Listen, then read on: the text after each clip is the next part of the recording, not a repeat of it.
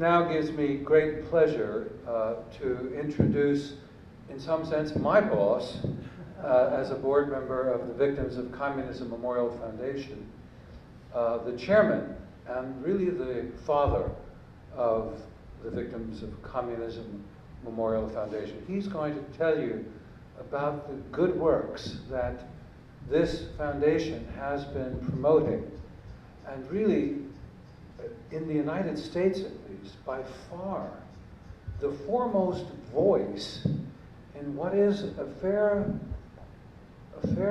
quietude of addressing the issues and the history of a whole communist past that the world has been faced with. So, with no further ado, I would love to introduce Dr. Lee Edwards, Senior Fellow, Professor of Conservative Studies at the Heritage Foundation and Chairman of the Board of the Victims of Communism Memorial Foundation. Lee?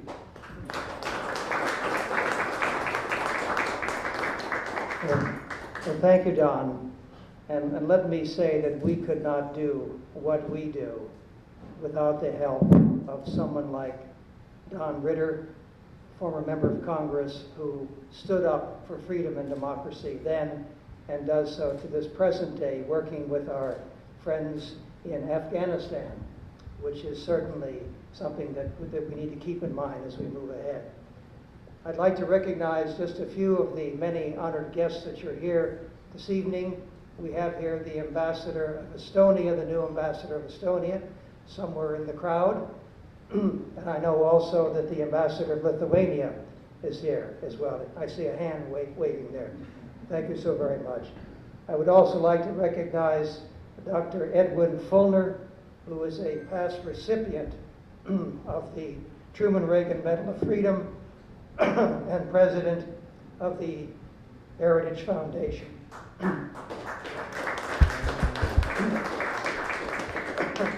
Since he's my boss, I'd better need some applause. Since we dedicated the Victims of Communism Memorial 4 years ago, nearly 50 national leaders, 50 from around the world, have visited the memorial to lay a wreath and pay their respects to the 100 million victims of communism who died under the most deadly ism of the 20th century, communism.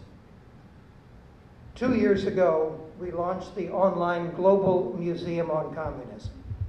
It's the only museum on the internet that tells the complete story of communism from Marx to Mao. Since then, we have had some 150,000 unique visits and visitors from 171 countries, almost every country in the world, including the communist nations of China, Cuba, and Vietnam. We've now taken another additional step, the creation of the first ever curriculum on communism for high school students. The curriculum is a dynamic, interactive, 13-lesson plan for teachers to help them teach their students about communism. And an integral part of the lesson plan is the Global Museum on Communism. Why? Well, we know that the primary source of information for young people, for our children, our grandchildren, is the internet. We know from the worldwide favorable reaction to our online museum that it will be an invaluable tool for high school students and teachers. You know, sometimes I'm asked, why do you bother? The Cold War's over, communism is dead, why don't you get on with your life? Well, let me offer you a couple of examples to show why we are determined to keep telling the truth and nothing but the truth about communism. In March of this year, a Newsweek poll showed that 73% of Americans were unable to identify why we fought or won the Cold War. 73%, 3/4. To put it mildly, that's deeply disturbing. Because how can you understand the Cold War without knowing that communism was the primary cause? The August 15th edition of Time magazine contained a photo and a caption of the infamous Berlin Wall without any mention of communism. Without any mention. The wall is called, and I quote, "a wound in world affairs that would take almost 30 years to close." But there is no explanation that it was the Soviet Union that opened the wound and deliberately sealed off East Berlin. Also, Time included in its 100 most influential list, 100 most influential, Mao Zedong. Mao Zedong. Explaining, despite the agony caused, Mao was both a visionary and a realist. It does not note that Mao's vision resulted in the deaths of an estimated 65 million Chinese people. We know that the horrors of Nazism, they're there and they haunt our collective memory in museums and books, movies, and popular literature, as it should, about this most infamous crime of the 20th century.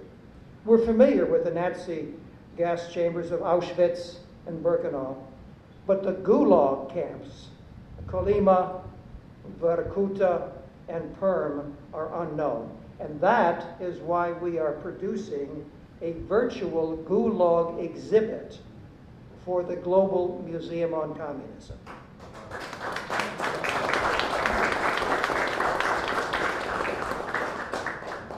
Our masterful webmaster, Marcus Colgan. I know, Marcus, you're here somewhere in the back.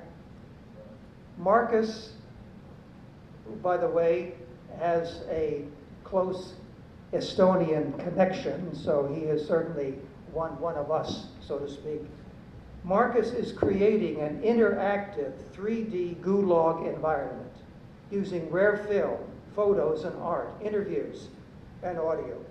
You and I will be able to visit a Gulag camp and experience personally what a forced labor camp in Siberia was like.